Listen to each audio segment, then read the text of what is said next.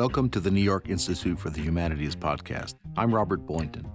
In this episode from the Institute's Vault, we have an excerpt from a 2-day symposium, Hannah Arendt Right Now, which explored the philosopher's impact on the 21st century. The 2006 event was held on the 100th anniversary of Arendt's birth. In this session, Kanan Makiya talks about Arendt's influence on his thought with Jonathan Schell. Kanan Makiya was born in Baghdad and educated at MIT.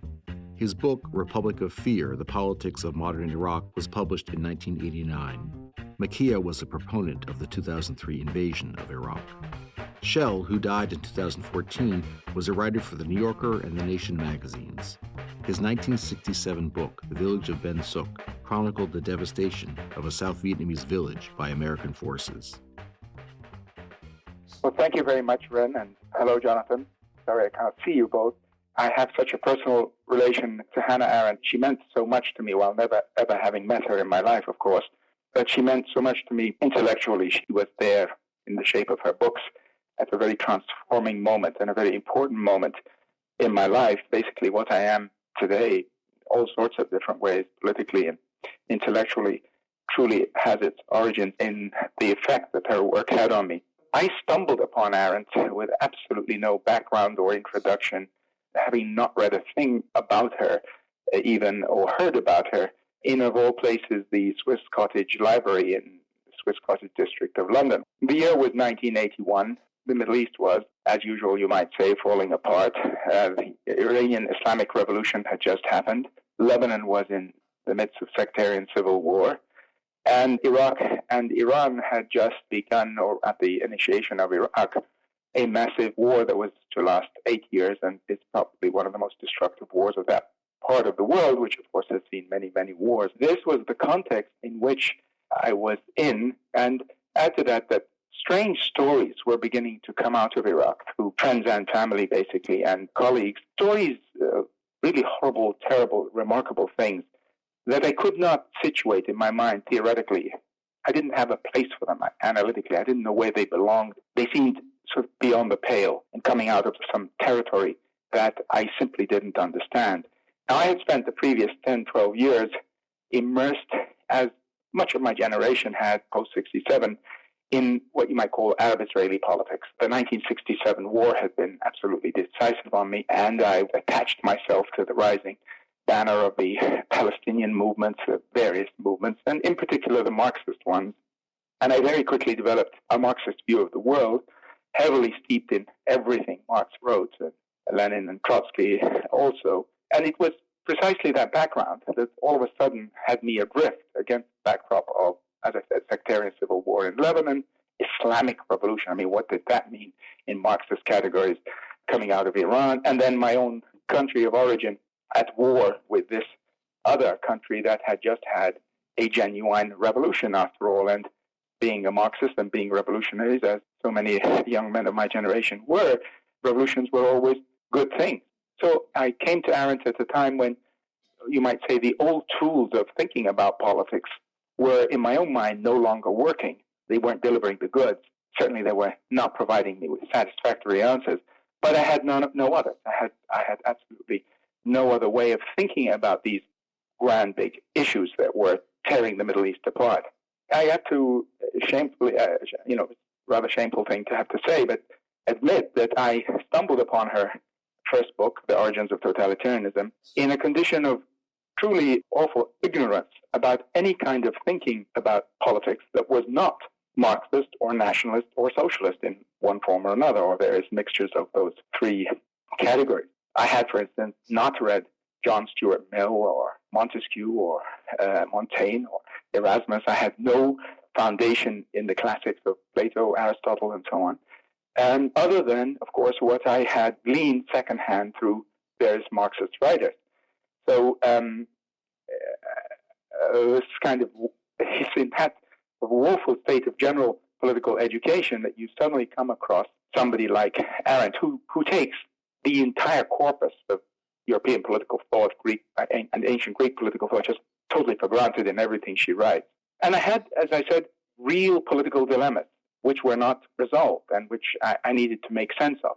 One I've just already referred to is that Of course, most of my Marxist friends and colleagues were busy taking positions, for instance, in the Lebanese Civil War. I remember there was kind of language at work in which you tried to discern with great difficulty, of course, the progressive side and the sectarian civil war that was going on versus the reactionary side. And of course, progressives and reactionaries were constantly interchangeable with one another, and they were all uniformly doing pretty horrible and ugly things to one another.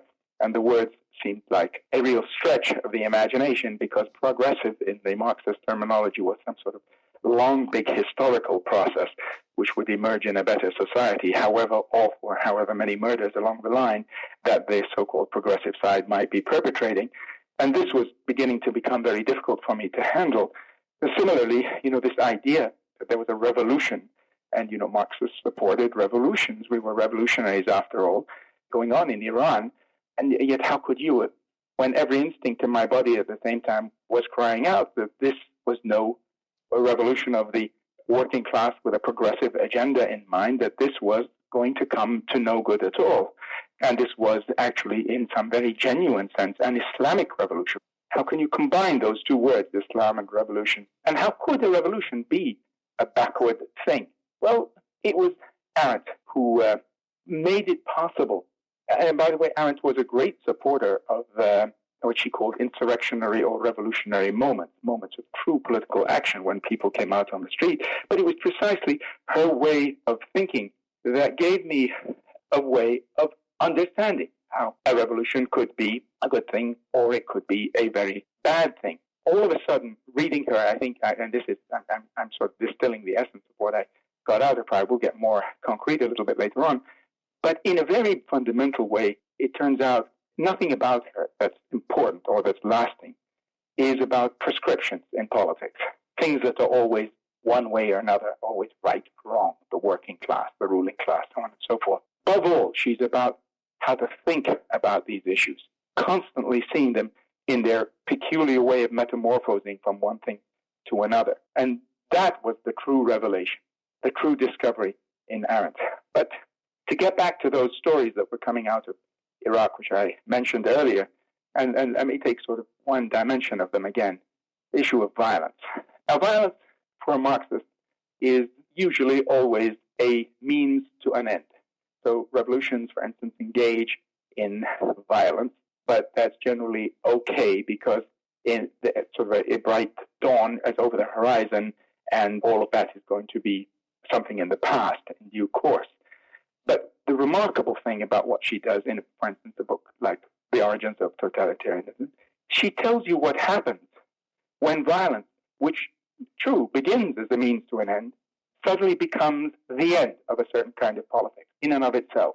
This was a true revelation for a person like me. And she then sets about to dissect that system of government, totalitarianism, in which violence has become ubiquitous, so to speak, become the be-all and end-all of politics, in which, to put it crudely, she would probably never say this, torture has become the principle rather than the sort of thing that happens in the back corners of punishment. And as I read the details of how Germany and the Soviet Union got there, not so much as a historical story, because she's not really a historian, but as she constructs the categories that organizations like the Nazi Party and the Communist Party constructed in those societies, the front organizations, for instance, they put up the networks of informers, the circles upon circles upon circles of informing and of agencies that were spying on other agencies and so on. I began to find the tools or the apparatus for understanding, or for the first time for beginning to think about, and I repeat, it's not about prescriptions, what was going on in Iraq at that time.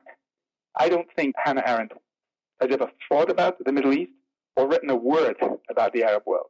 And yet, reading about Germany in the 1930s and 40s, about the Soviet Union in the 40s and 50s, it was like I was suddenly understanding those inchoate stories that I had been collecting and not knowing what to do with, which I had tried in the early versions of the book I was trying to write about all of this, using the categories of social analysis, class struggle, and so on, and getting nowhere. Because what I was really interested in was that violence. And yet I had all this language, I had all this obligatory series of things I had to do as a proper Marxist, study the social structure, the nature of the social classes, and trying to figure out where the violence was coming on from within those categories that Marx had constructed about England way back in the 19th century. And reading her increasingly and working on the problem of going backwards and forwards between the origins of totalitarianism, the stories coming out of Iraq, I all of a sudden realized that those old structures were just not working. I started to gradually change the whole outline of what became, of the book that became Republic of Fear and was published eventually in 1989. Now this, I'm talking about all of this thinking and this sort of engagement with Arendt is going on in 82, 83, 84 period. That's at least how I first encountered her. And ever since, she has been and remains a seminal force on how I think about politics. Well, first I want to say it's a pleasure and an honor to meet you, if only over the telephone. I suppose what I'm fascinated and in a way astonished to learn that her reflections, which after all, as you say, did grow out of a Western experience almost exclusively, if we count the Soviet Union as West. Equally, she had almost as little to say about Asia. She was a daughter of the West to an astonishing degree. So it's absolutely fascinating to me, and I am not in any way expert on the Middle East, I'm sorry to say, that the illumination was so strong. I wondered if you could elaborate a little bit on it, what that illumination was, and also were there limitations on it? In other words, were there elements that sort of stood out as not being explained or not being touched upon in the aftermath of this, what you call the revelation? Let me start with the first part, which is how the work actually shed light on what was going on in Iraq. You see, I mentioned stories of violence coming out of the country. That in and of itself is not enough. But also, we had a series of campaigns during the late 1960s, early 1970s, when the Ba'ath Party, which came in as a minority party, and the central question to understand about Iraq during the 1970s and early 80s was how a party that was so despised by the late 1960s when it came to power through a coup d'etat, after all, actually became a mass party. It came to power with about 1,000 members at most, and it ended up with hundreds of thousands of members by the early 1980s. How did that happen? And it did not come to power through a revolution. It came to power through an old-fashioned coup d'etat. But it set about in a ruthlessly sort of engineering a transformation of the body politic in Iraq in such a way as to enable it to stay in power. And it was that process of political engineering by the Ba'ath Party that are so Arendtian, if you like, in their nature. To begin with, there is actually a connection. For instance, one of the first things the Ba'ath Party do in 1969, 1970, at that time Saddam Hussein was vice president, and the president was the army officer who had engineered the coup, whom he later removed in 1979. He purged. The first thing they did was to reorganize, of course, the security services. And who did they rely upon to do that? The East German secret police. So a completely new relationship between Iraq and East Germany, totally focused on security issues and reorganizing and restructuring the Mukhabarat, the party intelligence system. This is the meta-intelligence organ of the Ba'ath Party. It is the intelligence body that oversees the state security, the military intelligence, and everybody else. That process was done through very close working relationships with the Stasi.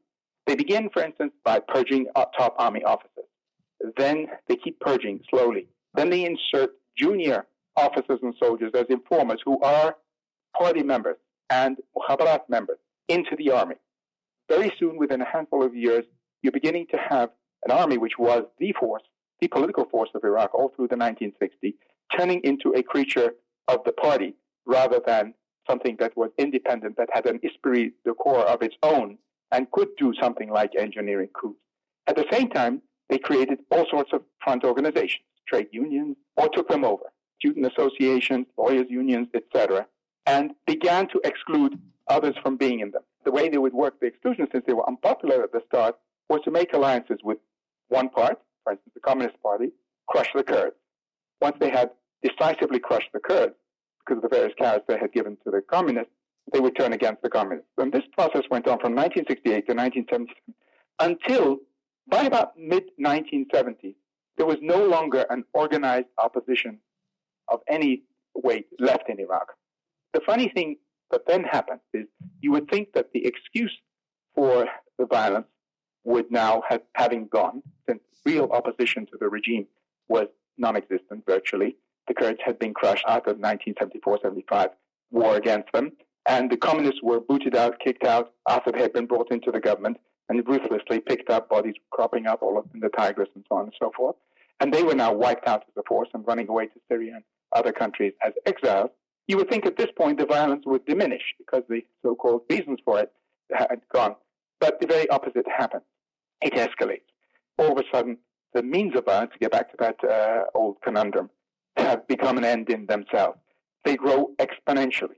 If you look at the numbers of security personnel, for instance, the number of institutionally armed men in Iraq between, say, the year 1968 and 1980, when they launched the war against Iran, you notice that in 1968, the Ba'ath inherit a pretty normal third world country with the kind of normal relationship between institutionally armed men and versus the population. If you divide the total number of people who are paid salaries to repress or organize or watch over the civilians, divide them over the total civilian population, you end up with a ratio that's pretty similar in a number of countries of that kind. Iran, for instance, under the Shah. I made these comparisons in Republic of Fear, but after 1975, the numbers go through the roof, and all of a sudden, they have orders of magnitude more institutionally armed men employed through now all sorts of overlapping security agencies, army, national guards, militias of various kinds, official militias, that are growing and growing and growing. Of course, all of this is fueled by an oil economy that has gone through the roof post-1973 oil price rises. And you begin to ask, well, what's it for? And how does it work? And you also ask a question, which is another puzzling question that Arendt deals with. Why is this system stable? One would assume that this is a deeply illegitimate party. It came in as a minority through a military coup, was very unpopular to start off with, but somehow it acquired legitimacy. How does illegitimacy translate into legitimacy, politically speaking, in this particular way? And can we say that the state that is emerging has in some sense truly become legitimate? And the answer to that, Arendt has, again, for a number of her books, is through the complicity that the Ba'ath Party succeeded in instilling. Normally, legitimacy arises through consent. You participate in bringing in a government to power through votes or elections or whatever it may be. Hitler, after all, came to power that way. But not in Iraq. In Iraq, legitimacy was purchased through complicity. And complicity was done by involving people in the service, for instance, the intelligence organization, having files being generated, paperwork files, which made more and more people aware that they had done things. For instance, in order to go and study abroad, you had to send in a report about one of your colleagues, or in order to get a better job, you had to inform on your neighbors. And as this information collects, this paperwork collects in the agencies, the security services, you yourself are now bound up with the system that did them. If at first you wrote some harmless report, probably full of untruth anyway, you tried very hard not to blame anybody, nonetheless, there now existed a report with your name attached to it in the security services, and you were part of the system. This debate turned into a fine art. And I think at the end of the day, Arendt allows us to understand why such systems are, in their own way, perfectly stable. The only sense in which they're not stable is because of a dynamic that she herself addresses in the Origins of Totalitarianism. Because the means of violence are growing so fast, they have to find something to do. More often than not, they erupt into war against neighboring countries, which of course is exactly what happened in Iraq. At the point at which the security services, the army, are now growing astronomically by now, through the 1970s. It's in 1979, Saddam purges the then president, announces himself a president, or organizes a remarkable show trial, again, very similar to what Stalin had done in the 1930s. And the very first thing he does is take this accumulated means of violence that he now no longer knows what to do with, in a sense, and sends it out. He goes bursting out of its borders, so to speak, in an attack on Iran at that time, with a bid for regional leadership in the Middle East. So that, perhaps the most destabilizing element of the Ba'ath system in Iraq, was not what happened internally, because there they succeeded. It was the wars that they engaged in from 1980 onward, and then afterwards the war against Kuwait and so on. That, I could only understand how such a system lasted, and how it was different from a typical run-of-the-mill third world dictatorship. And that's, I think, the crucial thing. Third world dictatorship, you have an army, somebody like say, General Golgieri in Argentina. He decides the Falklands, he's going to take it, and that perhaps he'll get away with it. He takes the risk, gambles, loses. Society, Argentinian society, is still there, solid and intact. It isn't affected. As soon as he fails, he boots out General Golgieri and changes the system of government, and more or less continues. Things go on from there. In Iraq, society had been atomized. Society had been deeply, deeply compromised through this process I described earlier of informing and so on. That is a process that was never done before the modern period, and that I think Arendt was the first person to dissect in the Origins. Kanan? Yeah. I think that actually is a good place to begin to move you in the direction of more contemporary things, so that you have this stable regime with this kind of the instability of that is going around invading places and not winning, and in fact losing dramatically in Kuwait, for example. But it's still stable, it's still there. And the question is, how do you get rid of it? And this leads us to more contemporary politics, and specifically in your case, I granted that there's a whole history between 1980 and 2003 or so, but at a certain point, you become convinced that the only way to get rid of it is going to be through an outside pressure, and specifically an American invasion. You were one of the people who, or an outside invasion. Right. Can you talk about your thinking precisely in Arendtian terms? One way of putting it is, what do you think Arendt would have been thinking, or phrased differently, how do you yourself see the position of having supported the war, and then your feelings about things today in Arendtian terms? Right. That's a really important question. The first thing I want to say is a backdrop to that. I don't know what Hannah Arendt's position might have been, for instance, on the war in Iraq, whether she would have been for it or against it. I don't think you can derive from her way of thinking a position one way or the other, because the political position, are you for this war, for the removal of Saddam Hussein regime or not, depends on all sorts of other considerations, like the state of the country, like what the international community is going to be thinking about, all sorts of other considerations, which go into whether or not that's a good idea to do. And those are local, particular, conjunctural calculations that anybody has to make. That having been said, let me now turn to myself and say, perhaps I was too Arendtian in that I became so frustrated, as many Iraqi exiles were, and many Iraqis inside and outside the country were, deeply frustrated at this system whose violence was growing exponentially internally. And we were looking at things that were bizarre by even the not very nice standards of the Middle East.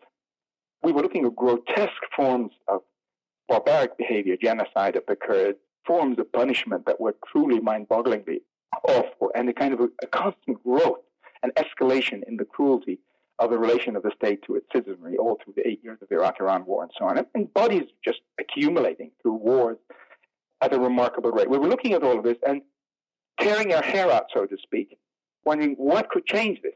It was quite clear to a person like myself that this change would not come from the inside, given that kind of a system. And that became for me, I think, that is also an Arendtian insight. Now, I may have been wrong. I'll get to that in a second.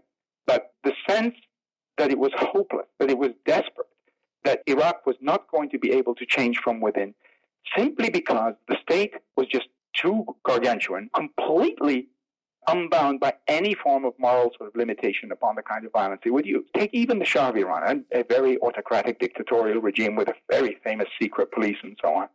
The Shah could not order his army to mow down demonstrators in Tehran who were holding flowers in their hand and calling for the change of regime back in 1979. He simply couldn't do it, and the army wouldn't have shot. He didn't do it because the army also would not have shot at those citizens. In Iraq, we've had that same test over and over again, and always it's not ended up the same way. The army has shot, and we haven't had those kinds of revolutions as a consequence. So part of the argument that is constructed in Republic of Fear, Republic of Fear is a black book. It's a desperate book. It's not a book from which you can conclude that the outcome is going to be positive. I mean, after all, it ends while the Iraq-Iran war was still being fought. The Iraq-Iran war was raging. Things were as dark and black as could be. By the end of that book, you came out with a sense of foreboding and doom about the future. Let me, by the way, interrupt you for 1 second and ask Jonathan a question at this point. As another Arendtian thinker, there was no way it could be solved internally. And yet a lot of your thinking coming out of Arendt is that at the end of the day, that is how these things get solved. You know, The English commentator, British commentator on American affairs at the turn of the century said that war is God's way of teaching Americans geography. And I'm a little bit in that position here because so often the United States will attack a country and then go to Wikipedia and try to find out about that country, and then we learn about Shiites and Sunnis and things that were never on our horizon as they were so much on your horizon. So even today, I have to say, hearing this history that you're telling us is a matter of war teaching me geography, so to speak. So I don't have the ability to hazard a comment on the internal politics of Iraq. What to me has seemed, if I would generalize from the experience of American intervention and invasion, and in fact going far beyond that really, to imperial intervention or invasion in modern times, what looms forth as this sort of key element to me is the will of the local people. What do they want? I began as a reporter in Vietnam, and by the way, the outcome of that war did not produce a government of a type that I would admire, a one-party dictatorship surviving to this day. Nevertheless, it became clear to me, and it's not an original point, that what the people there wanted to be was to be unified, and they were perfectly ready to accept the NLF and the North in that role. In other words, the political questions, and we hear this over and over again in terms of the Iraq War, is that the local politics turn out to be the decisive factor, not the guns of the invader, the intervener. So here would be the question, again, that I would put to you.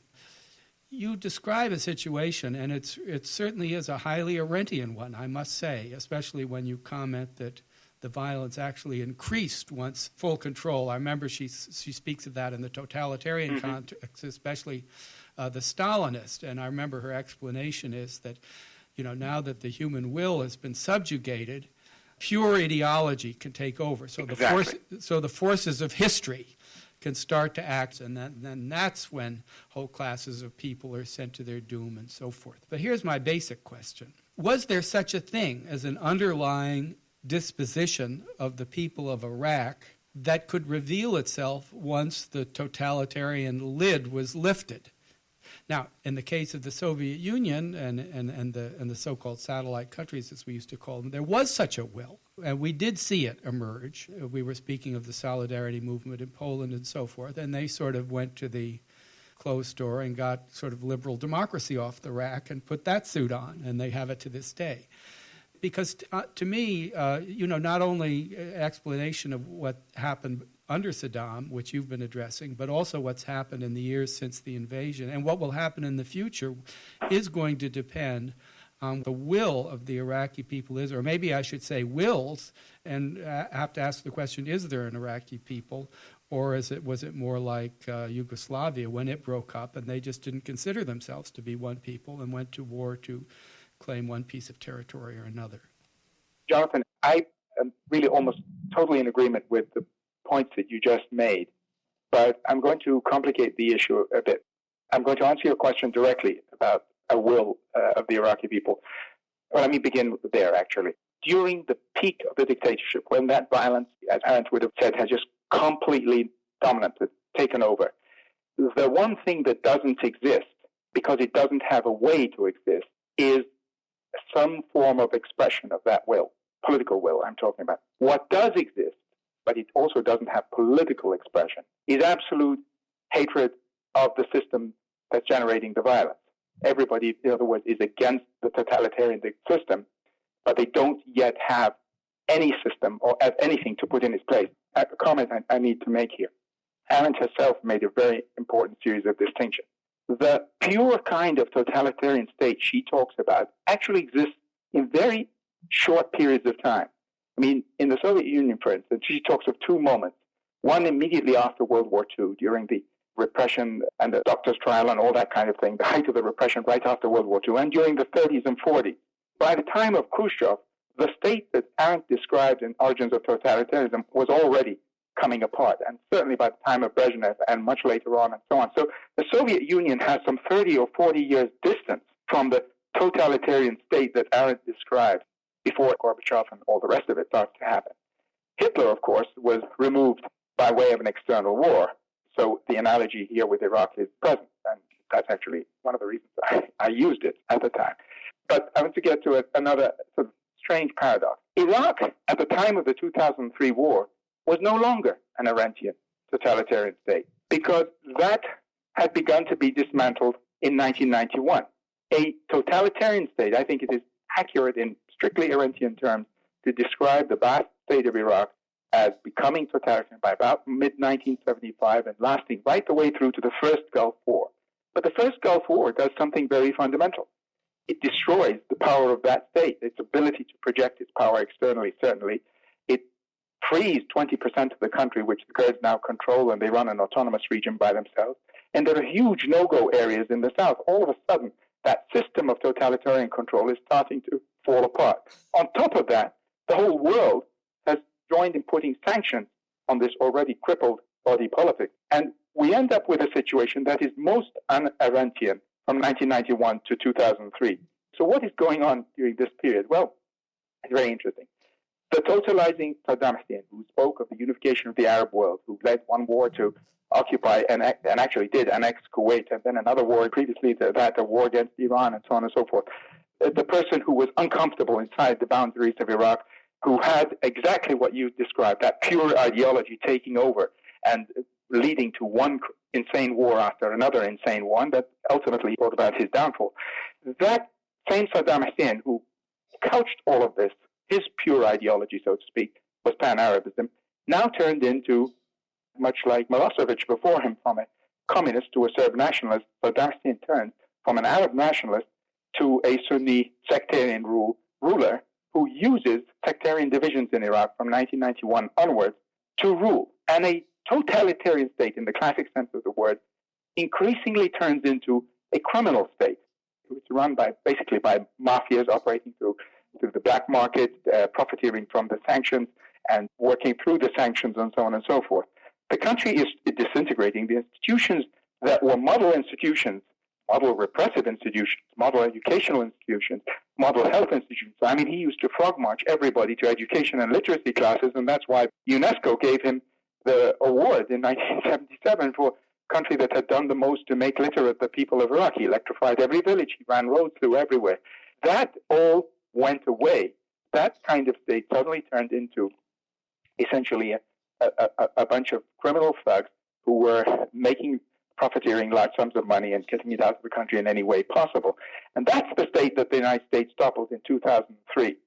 Now, you could ask, was there an alternative? That's a different question. So the first thing I want to say is, although I have argued that there was a sense of despair as a consequence of the totalitarian state that Saddam set up, that a person like myself had, I also want to say that totalitarian state was no longer there in 2003.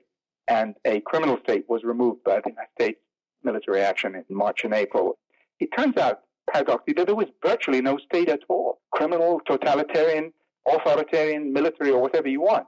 There was no war to speak of in 2003. The war is happening now. No Iraqi soldier really fought the United States Army in 2003. That was a sham war. The war is happening now. Call it sectarian, call it civil. It's about identity. It's about what Iraq means. All of that, you're absolutely right. It's about what it means to be an Iraqi. If I were to sum up one way of looking at all of this, I'd say that we don't really have an example other than Iraq of a country that is subjected to violence for such a long period of time. It's subjected to a classic sort of Arendtian-style totalitarian system for such a prolonged period of time. I mean, almost the length of a generation. And the consequences of that we're seeing now. The degree and the level of abuse, of atomization, what are now being called these identities that are being touted left, right, and center, are all false and concocted in the here and now, very, very recently, concocted post-91. That's not to say that there aren't Shiites and there aren't Kurds. And by the way, I exclude from these comments largely the Kurds, who have had that continuity that the Arab part of Iraq has not had. The Kurds have had structures. They've had the same political parties. They've run their own affairs for 15 years. They have a clear sense of themselves, a sense of identity as Kurds. The rest of Iraq, however, has not been given the chance. The rest of Iraq, which stayed under Saddam's rule, under Ba'athist rule, right through till 2003, has not had that. And the chaos that we see is totally understandable from the atomization that only she wrote about in a way that is comprehensible. That kind of atomization, we now know the hard way, doesn't produce politics out of it that's anything other than violent, and that's a reduction of politics to the very most elemental sense of simple security, people trying to stay safe. We're in a kind of Hobbesian jungle in Iraq, and that was created. It was not there before, is my main point. What are the alternatives? Oh, that's a very hard one. Let me ask you a question before we get that. I remember in 1991 when I actually did a profile of you, you were of the opinion that the American army should have kept going to Baghdad. And the reason that certain people in the United States decided not to do that was they had a feeling this would happen, that there would be a vacuum, that we would be stuck with this incredible thing. And that's why it wasn't done at the time. In retrospect, were they right? I don't think they were right. I think Iraq in 1991, as I said, is not Iraq in 2003. It's just a totally different animal. 13 years of sanctions I never thought about this until I went there, stayed almost 3 years there, and saw it with my own eyes. I went back to Baghdad for the first time in April 2003. What it had done to the population is just something that was also another revelation, something new, something I learned after going back. I remember 3 or 4 days before the recent war, you were on Bill Moyers' show, and you had this very Arendtian view of what could happen, the whole notion of being able to start something fresh, of having started something in the Middle East that was fresh, that you would be that precisely because there had been so much violence that the Iraqi nation had come into existence in some sense in the wake of that, in the crucible of that violence, and would want to be different and so forth. And Moyers at that point asked you, what % chance do you think this is going to happen? And at that point you had the lucidity and honesty to say 5%. Yes, it's totally remarkable that a person who did steep himself in Arendt before going to Iraq and while writing about Iraq, and therefore knew from Arendt, because of the art books like The Origins of Totalitarianism, her essay on violence, and so on and so forth, just what the consequences of this kind of unleashing, this kind of rampant takeover by the means of violence of all spheres of life, what it should mean theoretically. Nonetheless, in that comment with the Bill Moyers show, I refused to accept, and still I'm happy actually that I refused to accept, because the moment I accept a kind of certainty about it, the moment I say that it's finished, I mean, there's something which I think Arendt would really understand, something about being a human that is just extinguished in me. Arendt did something also very remarkable in her thinking about politics. She understood politics not as games, and certainly not as science. She despised the word, the use of the term even, but as almost like art, like, as you said, the making of something, a new beginning. The beauty of the human condition is that you can always have a new beginning. You can turn the page. If this scholarly side of you, the side of you that's steeped in all the terrible things that this regime did and the consequences it must theoretically have on the population, says, well, 95% chances it's not going to work. But the other side says there is still a 5%, and being human is about clinging onto that 5%. So I have no regrets, in spite of the fact that that's what I thought at the time. And things have gone wrong in all sorts of different ways. I still have no regrets that I clung onto that 5%. Where are you now? Is there a 0.5% or what do you do? Now I'm in a very bad place. It's black, it's dark. I could at least write Republic of Fear during the darkest times of the Saddam era. I'm struggling with writing about what's going on at the moment. The words are not coming. There are times you can go back again to Arendt, and there are dark times, as she put it, and we are going through the darkest of the dark times. Let me play the crude journalist, if I may. We have endless discussion now. They leave all of that. Baker Commission, et cetera, et cetera, et cetera. Seems to me to be one fantasy after another. I agree. But the question that somehow goes unasked or not investigated as thoroughly as all this vaporing about what we should do and all of that is what will happen there. And I know in a previous panel I refused to be a prophet or a prognosticator of what will happen. But nevertheless, I mean, for instance, just to give a point of contrast, and it's one that's always in my mind, which is the Vietnam War. I felt I knew, and I think everybody knew, for or against the war, perfectly well what would happen if the United States left. the North would come down and hook up with the NLF and take over and make one Vietnam, and that's what they did. And that was perfectly clear.